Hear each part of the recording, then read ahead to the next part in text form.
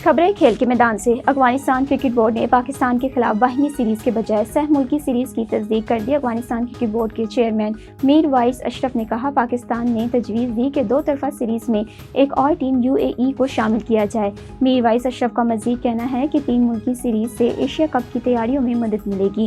ہم بھی چاہتے ہیں ایشیا کپ کے لیے بہترین تیاری ہو۔ انڈر 18 ہاکی ایشین کپ میں پاکستان نے ہانگ کانگ چائنا کو 0-8 سے ہرا دیا۔ چین کے شہر زاہو میں کھیلے گئے میچ میں پاکستان کی جانب سے حسان عبداللہ اور محمد فاروق نے 2 گول کیے۔ عامر سہیل اور محمد زمان نے ایک گول کیا۔ پاکستان اپنا دوسرا میچ آج سری لنکا کے خلاف کھیلے گا۔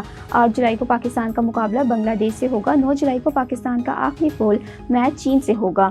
ایونٹ کا فائنل 13 جولائی کو کھیلا جائے گا۔ جرمن ٹریک سائیکل چیمپئن شپ کا آخری دن اس وقت ملتوی کر دیا گیا جب وہ 2 سائیکلسٹ کے حادثے کے نتیجے میں متعدد تماشائی زخمی ہوئے۔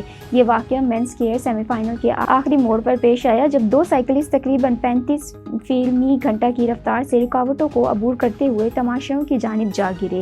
حادثے میں 2 سائیکلسٹ سمیت 7 تماشائی زخمی ہوئے، جن میں سے کچھ کی حالت تفتیشناک تھی اور 2 کو ہسپتال پہنچانے کے لیے ہیلی کاپٹر کا استعمال کیا گیا۔ دونوں سائیکلسٹ معمولی زخمی ہوئے جبکہ حادثے کے فوراً بعد 2 ہیلی کاپٹر، 6 ایمبولینس اور ایمرجنسی ڈاکٹر موقع پر پہنچے۔